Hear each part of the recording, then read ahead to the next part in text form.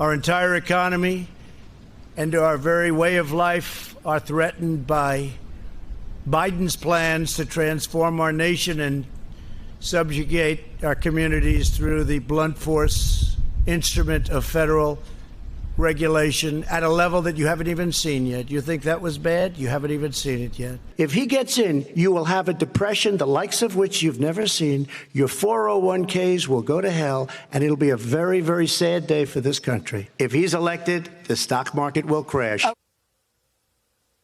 Who's going to tell him? More than 100 days into Joe Biden's presidency, we've seen that guy was wrong about pretty much everything, especially that stuff. There's no depression. The stock market has not crashed. In fact, President Biden is riding a wave of good news about the economy that some are calling the Biden boom. Joining us now, the former mayor of Boston, now the Secretary of Labor, Marty Walsh. Thank you for spending some time with us, sir.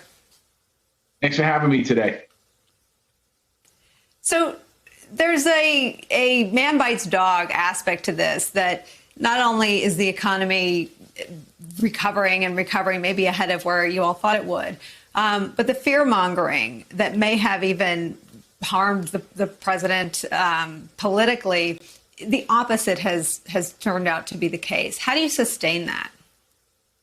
Well, I think we sustain it through the first American Rescue Plan that the president passed through Congress a few weeks ago, making important investments in the future of America in response to COVID-19. The American Jobs Plan that he unveiled about 3 weeks ago now, and working across party lines to try and move that forward.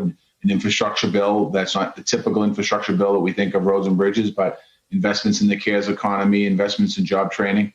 This economy that we're seeing, isn't as bad as the past former president said it was, but there are still people right now in America, people of color and women, that are still very much lagging behind in economic recovery. And the investment in the American Jobs Plan, the American investment in the American Rescue Plan is hopefully going to address a lot of those issues.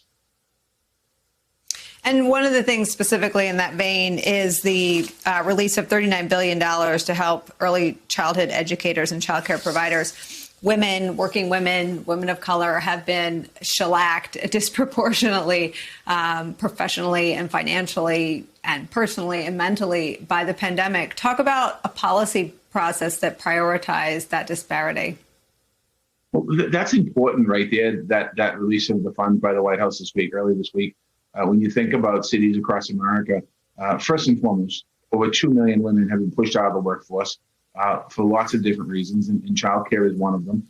Number two, as we think about reopening the economy and reopening schools, the opportunity for having good childcare, many of those providers around the country have gone out of business or they're struggling. I know as a former mayor of Boston, we saw it here. Making those investments and also focusing on a lot of the people that work in that industry that are underpaid and that don't make a living wage and don't make a minimum wage in a lot of cases. And releasing that funding allows us the opportunity.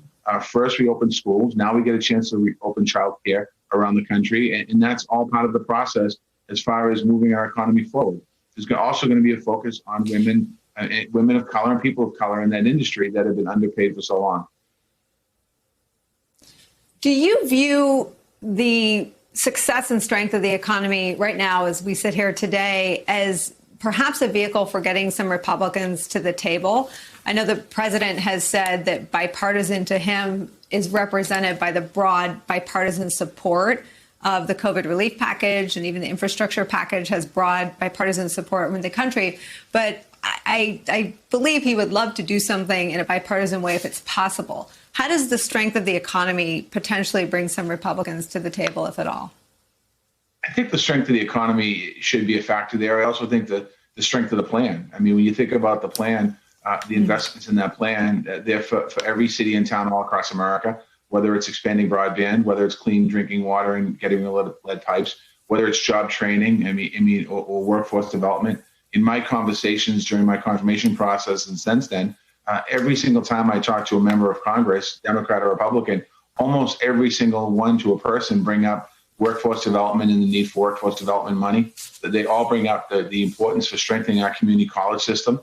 So there's lots of good things. And I would hope that in this American Jobs Plan, it's time for us to put politics aside and put the American people up front this last year has been devastating, as you said earlier, to so many different people, to so many different industries, to so many different companies, to so many different cities, that we have a unique opportunity to build back stronger, build back better, as President Biden often says, to really think about how do we solidify and strengthen the middle class in our country.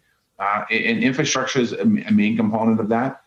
In the conversation I've had with Republicans, they've been good conversations. I know they put up a plan that we're looking at the other day for strictly a straight up infrastructure bill for roads and bridges, which is a good way to start. But I do think that there's an opportunity here for us to collectively work together. The American people want that. The American people deserve that. And we owe it to the American people, quite honestly. Are you internally and behind closed doors, does the public support for the agenda embolden the policy, or is this what President Biden ran on and knew he wanted to do?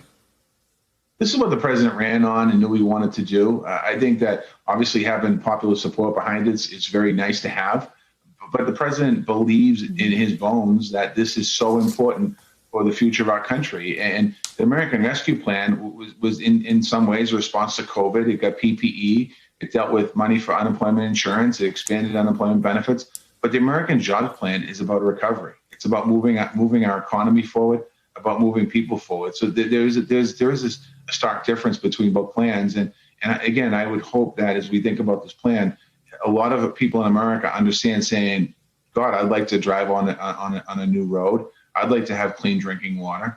I'd like to have electric grids in my city. I'd like to have an opportunity for workforce development. I think that we have to pay attention I'm not an elected official anymore. We have to pay attention to the American public and to the voters because they're speaking right now and they're saying that they want us to come back stronger after this pandemic. They don't want us to go back to the same old, same old. And in certain communities, as I mentioned earlier, communities of color and women all across this country are saying, wait a second, it was never really strong for us. We want to make sure if we're going to build back better, we want to be part of that conversation.